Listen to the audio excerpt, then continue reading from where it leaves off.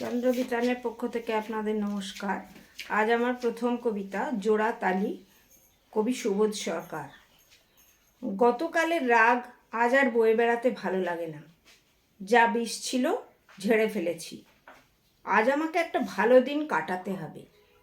গতকাল জোড়া তালি দেওয়া এক প্রেমিকার কাছে গিয়েছিলাম। আমি দেখতে পেলাম তার সুন্দর আঙুলগুলো যেন অন্য কোনো মেয়ের আঙুল।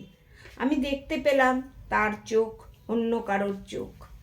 আর কোমরের কাছে উল্কি। আমি জিজ্ঞেস করলাম, এটা কি? সে ঢেউয়ের মতো আছড়ে পড়ে হাসল, বলল, আমার নতুন প্রেমিক শিল্পী উল্কি, সে আমার পুরো শরীরে আঁকবে। এই গতকালের কথা, গতকালের গ্লানি আজ আর বয়ে বেড়াতে ভালো লাগে না। আজ আমার কোনো যাবার জায়গা নেই। আজ আমি মুক্ত। আজ আমি সারাদিন একটা গাছের তলায় শুয়ে থাকতে পারি। আজ আমি প্রচুর ফুল কিনে বৃদ্ধ মায়ের কাছে যেতে পারি।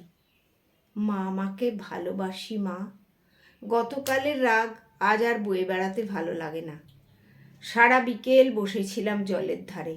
জল থেকে ডুবুরি উঠে এসে বলল, একটা জোড়াতালি দেওয়া মেয়ে তোমাকে ভালোবাসলো না বলে মন খারাপ করে আছো? এরকম পাখির ডাক শোনাবো তোমাকে? এসো আমার সঙ্গে, তোমার মন ভালো হয়ে যাবে। গতকালের কথা গতকাল মিটে গেছে। আজ আবার কেন আমাকে মনে করিয়ে দিলে? আমার দ্বিতীয় কবিতা স্বপ্ন, কবি সুবোধ সরকার। স্বপ্নে দেখলাম তুমি এক দৈত্যের সঙ্গে দীঘার রাস্তায় মিলিয়ে গেলে। স্বপ্নে দেখলাম তুমি এক বেগবান অশ্বের পিঠে, কিন্তু অশ্বের মাথা নেই। স্বপ্নে দেখলাম তুমি নদী থেকে উঠে আসছো, কিন্তু জলের তলা থেকে তোমার মৃত প্রেমিক পা টেনে ধরল। স্বপ্নে দেখলাম হোটেলের ঘরে তোমার পাশে ঘুমিয়ে আছে এক উলঙ্গ পুরুষ এবং তোমার হাতে খুর। উফ, কেন আমি এইসব ভয়াবহ স্বপ্ন দেখি? কেন দেখি? আমি জানি তুমি আমার জন্য ওষুধ আর খাবার কিনতে বেরিয়েছ। ফেরার পথে পথ হয়তো কুড়িয়ে আনবে 2-3টে বকুল। স্বপ্ন টপ্ন আমি মানি না, কিন্তু খারাপ স্বপ্ন দেখতে খারাপ লাগে। ব্যাবিলন বলে একটা জায়গা এখনো আছে।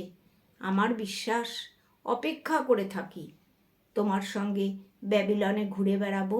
সেই ব্যাবিলনে কি একটা বকুল গাছও নেই? নমস্কার।